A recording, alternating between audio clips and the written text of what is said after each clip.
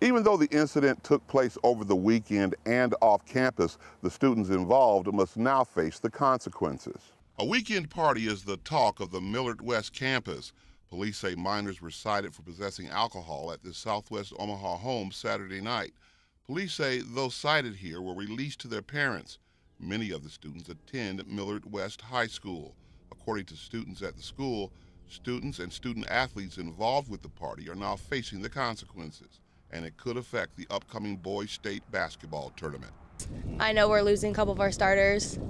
I know they had to bring JV players up. Yeah, it hurts the basketball team and all of the soccer teams. According to Millard school officials, the district is aware of the situation, and students are required to self-report misconduct. Many of them did report before Monday. According to the Student Code of Conduct, this type of activity could affect after-school activities, including athletics. The students involved could face 19 days suspension. I think honestly they deserve it for what they did. Like, you're not just going to get special treatment because you decided to go have fun. I think it's fair that they're getting punished. They did choose to do that, and they chose to go and drink and party and have fun. So I think it's fair. Millard Public School officials say they are still working on this situation.